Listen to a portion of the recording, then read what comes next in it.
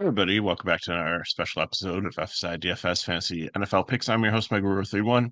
Apologize, I haven't had regular videos for NFL this season. Just weekends have been crazy, focused on NASCAR and some other things going on in life. Just haven't been able to get them out. But Thanksgiving's always been one of my favorite slates of the year.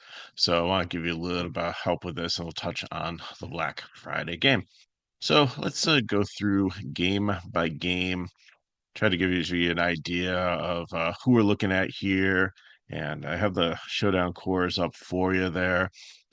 This is barring, I'm doing this like 10:30 at night Eastern Standard Time. So, of course, if there's injury or news, there's a couple things we're waiting on tomorrow. Could change them up, but we'll have them in our Discord for real. And I'll go over my classic cores also. So, starting with the Bears at the Lions, kicks off at 12:30, 47.5 total, which is tied with the highest one on the slate. And Miami and Green Bay have the same amount, but with the weather in that game, we'll touch on that in a little bit. I think that this is probably going to be the highest scoring game. Detroit is favored by 9.5 points, which seems about fair. So, looking at the quarterbacks, I think a lot of people are going to gravitate towards Jared Goff. We've seen him put up some monster games. We've seen Detroit put up a lot of points recently, and I don't hate that. I think between Goff and Love, they'll probably be the most popular quarterbacks on the slate. However, I love Caleb Williams for cash because they're going to be behind. He's got to throw the ball. If you look at defense, the Detroit defense is eighth worst against the pass this season, and they are fifth best against the run. So they are always been a pass funnel, and you're going to see the ability to pass. Plus, their pass rush with some injuries has taken a huge hit. So that has helped them to not have as much pressure on the quarterback and has led to a little bit more success with quarterbacks. The other reason that I don't like Goff as much is like people have Detroit scores. Like sometimes you just imagine things the way that you think they are based on, a set of rules that we have in our head. High scoring teams must be passing teams. They must be a pass first team. Completely incorrect when it comes to the Detroit Lions. The Detroit Lions, by far, are a run first offense. They try to establish a run with Montgomery.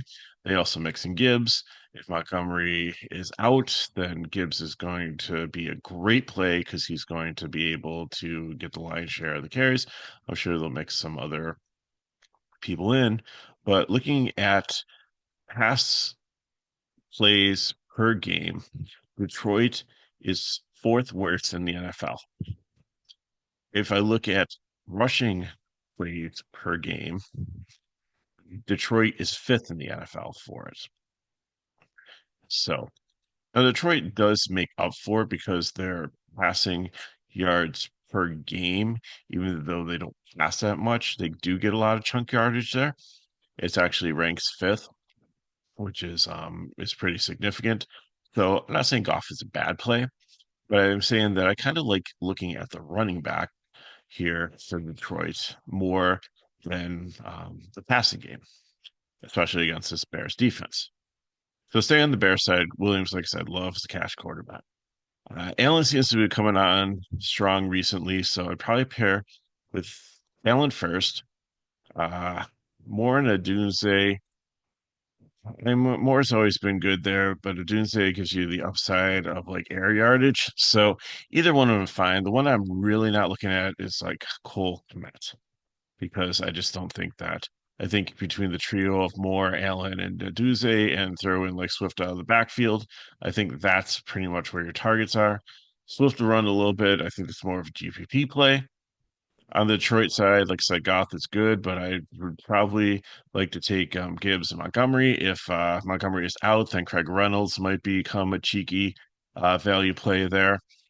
Wide receivers is pretty much St. Brown's and Williams. Like Tim Patrick's out there, Allen Robinson, some other guys, but it's just pretty much St. Brown is the one that gets the majority of the targets, and Jameson Williams is there for the home run. Laporta definitely be there too, probably get you about 10 DK points. So looking to showdown builds, give me Gibbs or Montgomery. That's you know, Gibbs is definitely a lock there if Montgomery's not in. But however you want to construct up top there, I'm going to pair Williams and Allen. And then for value and cash, I'm going to throw in the kickers. For GPP, I'm going to take St. Brown up there,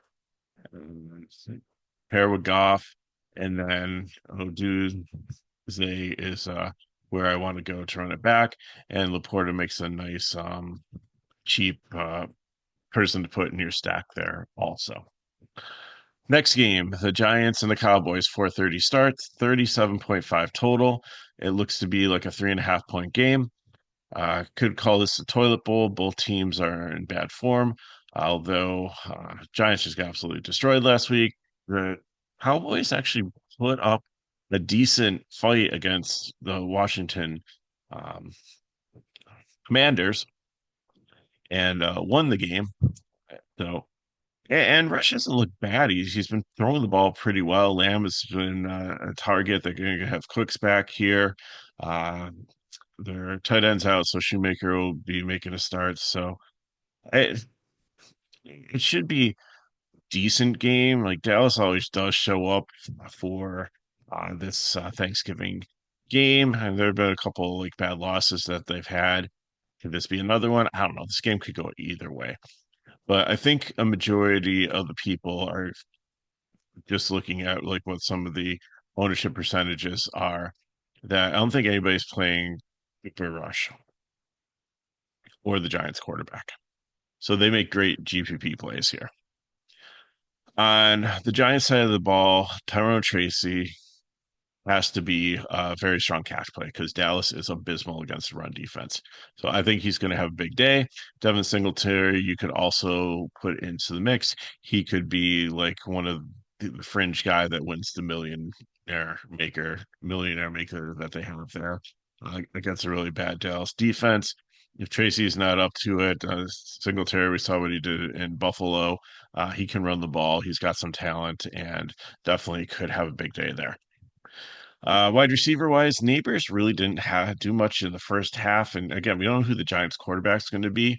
We think it's going to be Tommy Cutlets, but he's banged up. So it could be Drew Lock, who was at Denver, I believe, for a couple seasons and now um, finds himself on the Giants.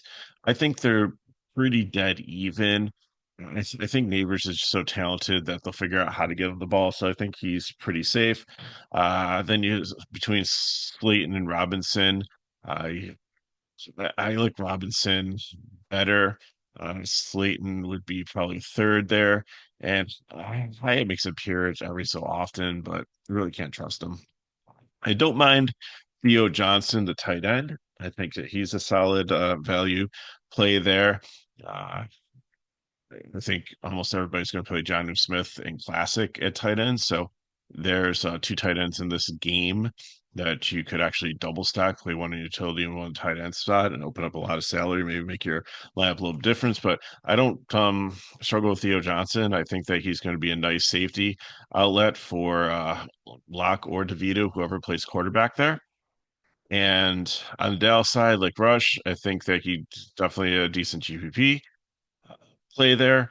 Dowdle should be a good play also against this Giants run defense. They should have a decent game there, especially because I think the whole world's playing the Dallas defense. So when you pair the running back with the defense, especially if they do get up there and get a lead and the defense has been solid, and the running back just like carries the ball to run out the clock and those yards add up. And that's how I lost the showdown recently on a Monday Night Football game. Is I thought that everything was good. I was up there. I was in first place, and then they just kept on handing off the ball to the running back, and his yards just kept on ticking up and up and up and up, and eventually it got to the point where I broke, and I still finished like 10, so it was a good night overall. But it's just kind of frustrating. I was just like, just take a knee or just like like put the backup in, but nope. Their lead running back kept on pounding the ball, pounding the ball, pounding the ball. The yards kept on adding up, and my score kept on going down compared to everybody else's that had them. Ezekiel Elliott's always a good Thanksgiving Day play. He's he always looks to try to win the Madden turkey leg there that they give out. So uh, Somebody's got to score a touchdown, jump in the twice for tot spin like they have over the last couple of years as a celebration. So I wouldn't be surprised if Zeke scores a touchdown. Lamb, like I said, is an outstanding play. Cooks is back there, should be solid, but I wouldn't sleep on Tolbert. I think he'll be fine there.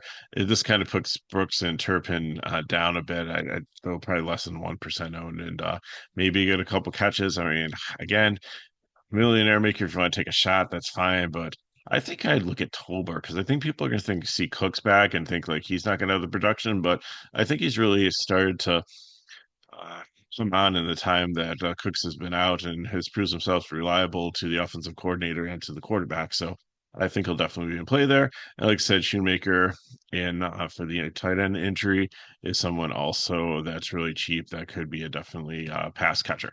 So looking at the builds, give me Lamb and Dowdle and Tracy. I want to go both running backs there. I think they have there's phenomenal floor between two of them and Lamb, and you can throw in Shoemaker. You can throw in one of the quarterbacks if you want to. They're both pretty cheap, so you should be able to make that work, and then maybe just take one of the punts. Like I said, Zeke's cheap, or if you want to throw in Turpin or Brooks or Bellinger as the backup tight end, one of the kickers. There's Hyatt if you think that he's going to catch a weird touchdown. There's a lot of different decent ways to go to finish off your building cash there. GPP, I'm going to go with I put Neighbors there, but it should really just no Neighbors is the wide receiver. I don't know who the Giants quarterback is. They're like $100 a part, I believe, or even the same price on in Showdown, I think. Classic, at least they were. But anyways, it doesn't matter. Where the Giants QB is, and let's run it back with Cooks. And then Johnson, the tight end, or Zeke Elliott as a cheap value piece you can throw in the GPP line. Final game at night, 8:20. It's going to be the Dolphins Green Bay 47.5. I'm betting the under on this. This game is going to be cold. It's going to be 24 degrees. And everybody keeps on saying, we have seen it, that Tua cannot play in cold weather. Now, mind you, last year on it's not Good Friday, on Black Friday, the Dolphins played the Jets, and it was like, I think 30, 40 degrees there. You remember the scene that everybody posted on X where the Dolphins coach was there, pretty much hugging the warming machine because he was freezing and the fans were making fun of him, and he was telling them that he was cold and that's why he was doing it. And then he also pointed up the scoreboard and said, "I'm also winning."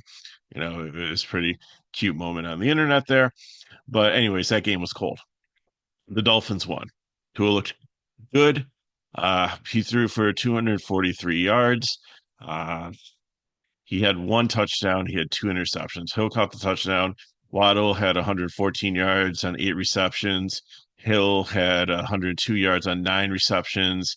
They really didn't have anybody else, and they didn't have Johnny Smith as a tight end back then, or Kanye. Mozart had 94-yard rushing and scored two touchdowns. So pretty much kept on the ground. Defense scored a touchdown also. So it looks like they had a really good game, but Tua's numbers were still kind of pedestrian. He has struggled in cold weather. We have seen it. This is going to be 24 degrees. It's going to have an at least 11 mile per hour wind with some gusts there, and no precipitation though. So it's not going to be like a cold rain. It's not going to be icy. It's not going to be slick. So speed should still be there and everything. So they should be okay. But I think Tua is a GPP play. I think it's going to be the under. I don't think they're going to score as much as we think they are. I think it's going to be a lot of the ground game on both sides. So Jordan Love, I think I can consider. Two, I definitely think can consider. But you probably can consider both for classic and cash. But I think I really want to look at some of the other pieces in this game. So starting with the Dolphins, like Tua is fine. I'd obviously pair him with Hill, John Smith. I like making John Smith as captain. It just opens up a lot salary wise. So throw him in there, throw Tua in there, and then you can get a Kanye or Hill in there. Um, but Mostert, I know he had the good game around Thanksgiving last year, but it's completely different offense with the pieces that they have here. Waddle had a great game last week. I think everybody played Hill at his price point, and if was hoping that Hill had the Waddle game, I think a lot of people would have done a lot better in some of their contests if that had happened. So Waddle's always a sneaky one to play in GPPs. Beckham's looking around there. Craycraft and Malik Washington, not super interested in. Like I said, Johnny Smith's going to be probably the cash lock for tight end. And that's what we got for the Dolphins. Like a Kanye, yeah, definitely like him in cash. If you can get up to him, there's a couple other cheap pieces in the build that I like, but I think that I think you need to have either one, like a Kanye or Jacobs. I favorite Jacobs. It just Green Bay. I talked about Detroit being like fourth or fifth. Like Green Bay is like third or fourth in passing attempts per game. They have turned into a running game. Jacobs has found a great home here. He has had a lot of success. He's putting up a lot of yardage, putting up a lot of points, and I think it's helping open up things for Jordan Love. And I think that's what's helping Green Bay be successful. So Jacobs definitely looking at if you do play Love, Dubes is going to be out. So Jalen Reed is obviously a top receiver. Christian Watson, he either shows up and has a great game, and I think with Dubes out of the way, that might help, or he just disappears. He like has one catch for like 35 yards. You get all excited, and that's the only thing he does all game long. It's so frustrating. Wicks, I think, is the one that I trust more than Watson. He's been very consistent and decent to fill in when one of the wide receivers out. But I think Tucker Kraft really picks up a lot of targets here too with him out, and he's been reliable. I believe he had a touchdown last week, so he's a pretty strong play also to pair with Love or just play separately. Or like I said, it might be. I think it's really a great tight end day. Besides Matt, like Laporte is definitely always in play. Theo Johnson and Shoemaker are so cheap, but Jonnu Smith and Tucker Kraft are like very strong plays here. So out of your six options, you've got some really good ones, and I wouldn't hate it if you went double tight end in your classic lineups to open up some more salary. So I think that's everything that I covered there. The build for cash, Johnny Smith. Like if you want to go Hill there, I get it. But I like saving the money and having Johnu there, and you put Hill in one of your utility or flex spots there. And Tua, Jacob, the kickers are pretty cheap and can fit in there pretty nice. And then there's some nice cheap Green Bay wide receivers in the tight end to round things off on. If I'm going GPP, give me Reed, Love, a Kanye, and then Kraft and Wicks are some cheap fill-ins there. Just a quick moment before I get onto the classic build. If you're playing the Black Friday game, like if you're off from work, you want to have some skin in it. Like this game looks terrible. Uh, the Chiefs are favored by 13 points, but the Chiefs have been favored by a lot recently. They're not playing very well. They've been playing down to the level of their opponents, and it seems like the refs and some calls and stuff, or the it's kind of like they are who we thought they were. Um, you know, the opponents have come in and just not been able to finish off games, and the Chiefs have finished off. Like they've blocked a field goal to win, and they've just been so lucky recently in some of their wins. But that's what good teams do. They find a way to win, and their opponents have not. Like the opponents have had the Chiefs on the ropes um recently, but they just couldn't get the job done. It started in the first game of the season where Baltimore could have beat them, but didn't. It's been a lot of close games, but they're winning them. That's what good teams do. That's what championship teams do. So I think the Chiefs definitely win this one. Um, if you're betting, I might bet the the spread. I'd take the points for the Raiders because it might be a closer game. But for DFS purposes, like you're playing a showdown here, Myers, if Madison is out, maybe Abdullah, Bowers, the tight end's fine, or the kicker. Like, there's really not much that I like here. I'm probably trying to get as many chief players in as possible here. And then I'm going to, you probably want to throw Kels as your captain, throw Holmes in there. Pacheco should be back. So it should be interesting to see, like, between he and Hunt, like how they divide up this backfield. Does it turn into a mud puddle? Do they put Pacheco out there to try to get, kick the tires and knock the rust off? But Hunt's going to be like the workhorse, but they try to get Pacheco some work in to get him back into the swing. Is he going to be on snap count? I don't know. So many questions. Wide receivers are pretty clear. Like Hopkins is the guy, but Smith Schuster should be back in the mix. Worthy's still around. There's the speedster. Noah Gray poaches one every so often. This is a tough one, but listen, if I had to throw out a cash core there, it's probably going to be Kels or Hopkins at captain, Mahomes, and I'm going to run it back with like Myers if you want to go complete GPP craziness, then take like probably Bowers as your captain and Aiden O'Connor as your uh flex player there. And then like whatever wide receiver, Hopkins, Worthy, Smith Schuster, you want to run it back with there, or figure out maybe take Hunt and hope that Pacheco's not up to it and he only gets a couple snaps and then Hunt goes out there and dominates. So uh kickers, there's a lot of different I think Bucker's out, so like Matthew Wright's their kicker, so I don't even know how reliable he's going to be at this point for Kansas City. So again, this could be a very, very challenging DFS slate. And if you nail it right, you could win a lot of money because again, I think a lot of people are probably just going to hammer the Chiefs. Chiefs defense is probably going to be in there also. Just the Raiders have been so abysmal. They're only looking to score 14 points. So if the Chiefs defense is part of the mix here, figure out what running back, like you could build some nice lineups. So let's go back to classic and get you on your way for your Thanksgiving holiday. So, like I said, I'm taking Williams as my quarterback here.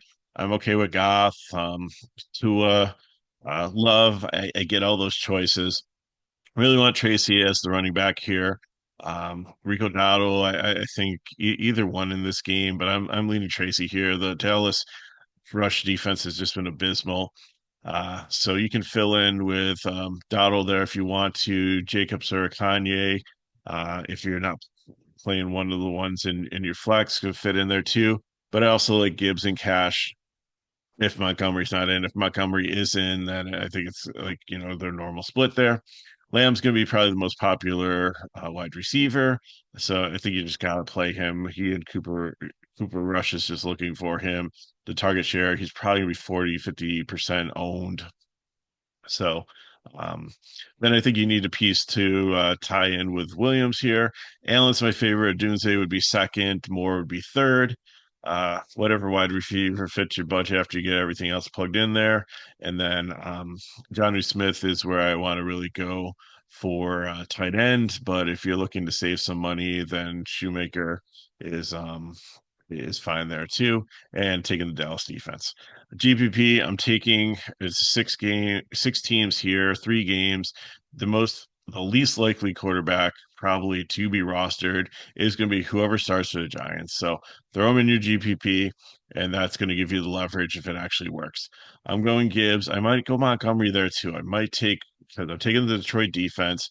I'm not taking any Bears in this lineup, and I'm going to pretty much build it with like Giants. So give me the Giants QB neighbors, and I don't really struggle with throwing Theo Johnson in there over Kraft or even in the utility. So I want like 1 to 2 pieces of the Giants to pair with the QB. I really would like both running backs from Detroit and the defense. Tolbert to run it back with. If you don't think Tolbert, if you think that's too risky, if you want to go Cooks there, I'm fine with that. And then fill it in. I think you have money to throw in like a Hill if you can get like Waddle in the line. I think that's awesome also. Even though you have the Detroit defense, if you do want to take a bear, like any of them there, or even throw like Swift in there, I still think the Detroit defense can do a number in like keeping the score down and getting interceptions and sacks and stuff, but you could still probably play Swift. And if he like poaches a couple touchdowns or breaks a couple big runs or catches some balls out of the backfield, then that all could play into your advantage. So So I got for you. It was really fun to talk over the slate. So thanks for watching the video and listening to this. And like I said, I'll try to have a couple more coming up this season, especially like these smaller like showdown slates, especially slates like around the holidays or when we just have like Saturday ones. Very easy to do sometimes in a full breakdown. But I'll see what I can do for you. So if you like them, if you have any comments or thoughts, or like how I could do quick videos or what format you'd like, just throw in the comments down there below. I hope you all have a great Thanksgiving. Many things to be thankful for, and I'm thankful for all the YouTube viewers that have viewed our videos over the course of the year and have supported FSI and helped us continue on our mission to give affordable advice out to DFS players to keep you in the game. Soccer is on absolute fire, so that's definitely something. So if FSI DFS intrigues you and you want to get more information on us, then just go to the description of the video and the link to our webpage is there. And if you want to try it for free for a week, just send me a DM. On X, my DM's open, Ruler31, and Discord also. I can see if you haven't got a free week before, I can see if I hook you up with that. Um, so get a hold of me.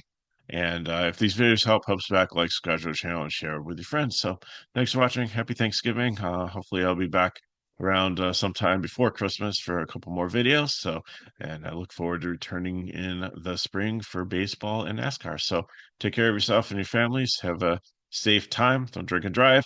Enjoy some football. Enjoy some turkey. I'll see you next time.